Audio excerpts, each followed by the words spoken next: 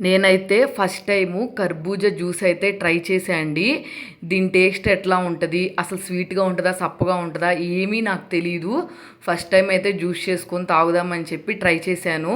సమ్మర్‌లో వాటర్ మిలన్‌తో పాటు దొరికే ఏదైనా ఫ్రూట్ ఉందంటే ఇదే గదా! కాబట్టి రెగ్యులర్‌గా వాటర్ మిలన్‌తో పాటు ఇది గూడా తిందాము అని చెప్పి ట్రై చేద్దామని ఫస్ట్ టైం అయితే దీని జ్యూస్ ట్రై చేశాను.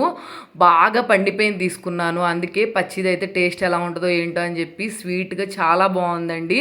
ఒక ముక్క నార్మల్‌గా కూడా తిని చూశాను. నాకు బా నచ్చింది. చెక్కు తీసేసి ఇట్లా చిన్న చిన్న పీసెస్‌గా అయితే కట్ చేసుకున్నాను. నెక్స్ట్ మిక్సీ జార్‌లోకి ముక్కలన్నీ యాడ్ చేసుకున్నాను. ఆల్రెడీ ఇది కొంచెం స్వీట్‌గా ఉంది. అందుకని పంచదార యాడ్ చేయకుండా తేనె అయితే యాడ్ చేసుకున్నాను. మీ రిక్వైర్మెంట్‌కి తగ్గట్టు మీరు యాడ్ చేసుకోండి. నెక్స్ట్ కొంచెం డిఫరెంట్గా ఉండాలని చెప్పి దీంట్లో కటోరా ఉంటుంది కదా, అది నానబెడితే ఇలా జెల్లీలాగా అవుతుంది. అదైతే యాడ్ చేసి ఒక 1 గ్లాస్ అయితే పాలు పోసుకొని మెత్తగా మిక్సీ చేసుకున్నాను. అక్కడక్కడ చిన్న చిన్న పలుకులు అయితే ఉన్నాయి. తాగేటప్పుడు అయితే టేస్ట్ ఎట్లా ఉంటుందో అనుకొని తాగానండి, కానీ బాగుంది.